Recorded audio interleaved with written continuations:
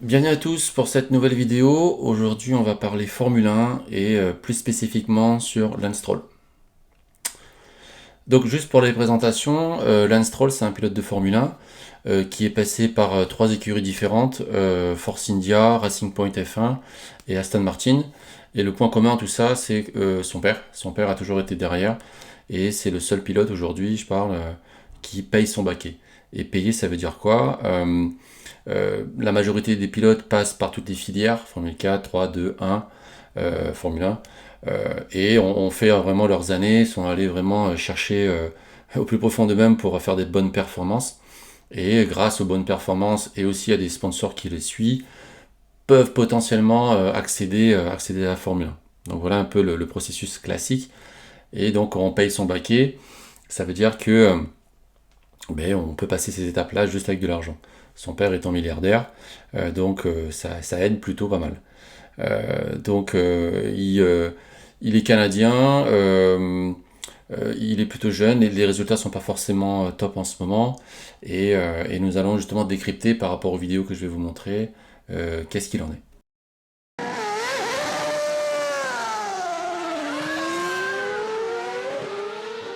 Lance Stroll at the end of Q1, he qualified 17th, his personal trainer there just coming over to have a chat, and then Lance appears to shove his personal trainer out of the way, clearly not happy with the way things have gone out on the track. Let's hear from him now, speaking to the media.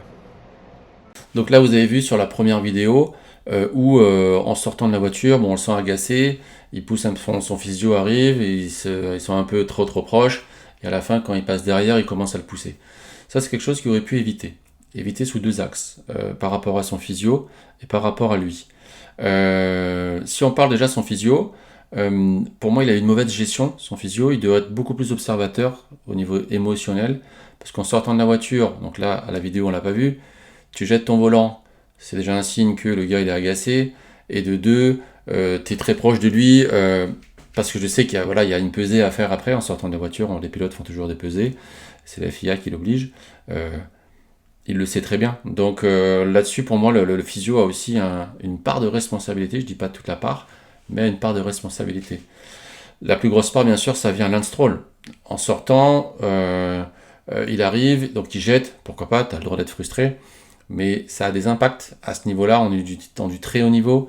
Ça a des impacts forcément sur ta performance. Et ça aura des impacts aussi sur les effets en fait. La FIA, la Formule 1 est très à cheval sur la réglementation des pilotes. Donc vous imaginez très bien, et il sera convoqué d'ailleurs pour qu'ils comprennent un petit peu pourquoi et comment ça s'est passé. Donc il y aura forcément des effets, et pour moi, totalement émotionnellement, il a subi sa colère. Je ne dis pas qu'il n'a pas le droit, mais il a complètement subi, mais ça aura des effets. Lance, we saw frustration from you on the TV screens. This obviously means so much to you. What are your emotions right now? Yeah. Okay. Sorry for the language there. What is not clicking for you behind the wheel at the moment? I don't know. Okay. And how does this change your mindset for the weekend? Is it now a test session? Are you going to go for it in the sprint?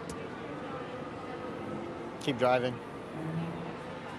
Deuxième vidéo, là on voit où lors de l'interview, ça se passe pas forcément bien, les réponses sont courtes, piquantes comme il faut, et il se casse très rapidement, et au niveau visuel, la face, on voit que le gars il est vraiment vénère quoi. Donc en tous les cas, on voit qu'il n'est pas passé encore à autre chose, et au niveau lâcher prise, il a un peu de taf aussi à faire. Pour vite fait, par rapport à cette analyse au niveau émotionnel, il faut qu'on est trop dans la réaction, c'est trop... si on pourrait identifier cerveau bleu, cerveau rouge, le cerveau bleu serait plus rationnel et le cerveau rouge émotionnel. Le rouge a pris complètement une grande partie, quoi. Et dans la réaction, et là c'est pas réfléchi. Le cerveau, et ça c'est inné, c'est dans l'instinct, c'est des questions de survie, et on réagit. Et donc pour là, ça n'a pas lieu d'être en fait. Et donc voilà le souci aujourd'hui, pourquoi on en arrive là, c'est qu'il a laissé trop la part émotionnelle parler. Mais à ce niveau-là, on doit aussi savoir prendre du recul et être plus dans le rationnel, et de comprendre pourquoi je suis comme ça et qu'est-ce que je peux faire pour pouvoir apaiser. Parce qu'on sait très bien qu'il y aura des effets.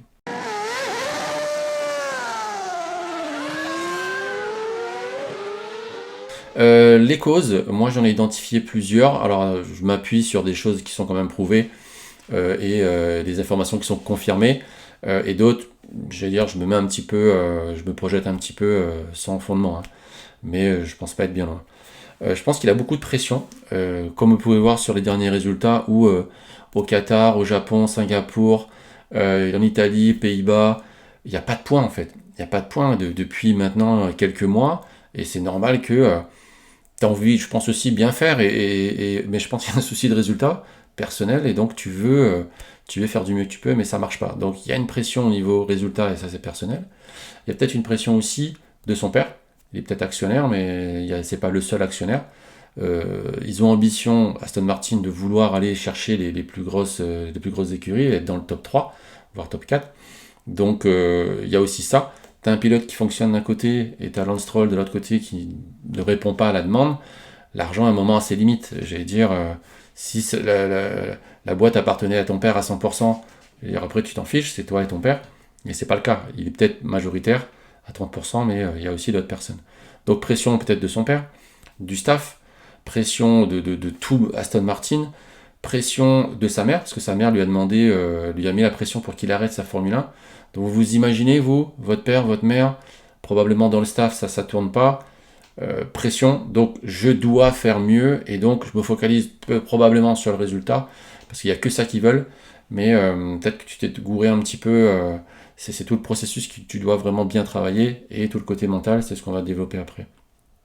Donc, beaucoup de pression, ça, ses parents, on sent en fait, et dernière chose, il le sait très bien que il a acheté son baquet, et ça, j'allais dire, tu peux pas passer, tu peux pas mettre ça de côté. Au fond de toi, tu sais que tu es un privilégié et tu n'es pas passé par la voie classique, mais il faudra faire du taf, hein, faudra envoyer, mon gars. Donc voilà pour moi un petit peu toutes les causes là, qu'à un moment on arrive dans un cul-de-sac et que l'argent de papa ne suffira plus ici.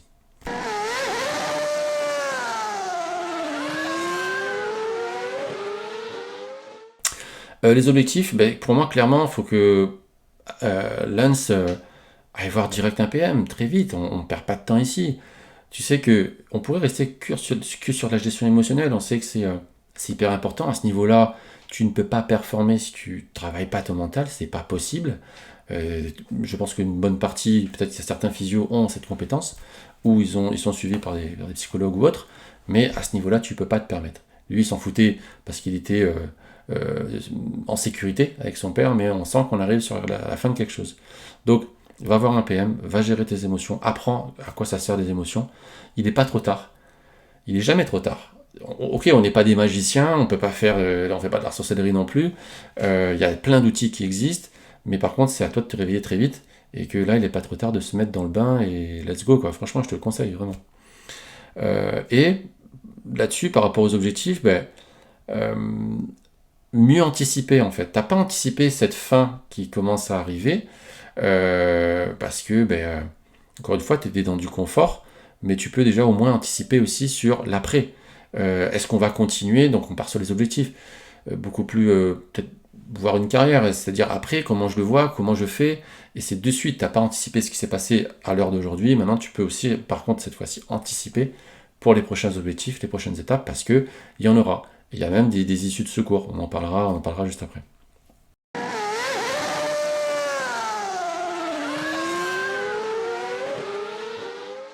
Donc les ressources, moi je vois ici, il a deux ressources en fait, on les a tous en fait, ces deux ressources-là on parle de temps et on parle d'argent, matériel si on veut. J'allais dire, tu peux franchement très facilement avoir un préparateur mental au Canada ou ailleurs, j'allais dire, ça c'est pas trop le souci. C'est une question de rond, donc ça je pense pas avec ton père que ça sera un problème. Et le deux, c'est une question de temps, c'est qu'encore une fois, mets-toi en route, peut-être que tu l'as déjà mis en route à l'heure où je parle, hein, mais mets en route le boulot, mais entame quelque chose. Le temps, ça s'organise, c'est juste une question de prioriser en fait.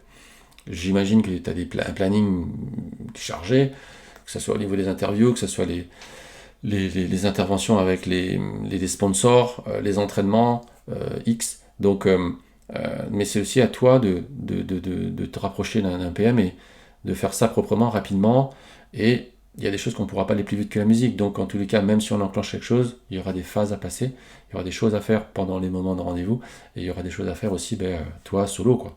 Tu es aussi responsable de ta carrière.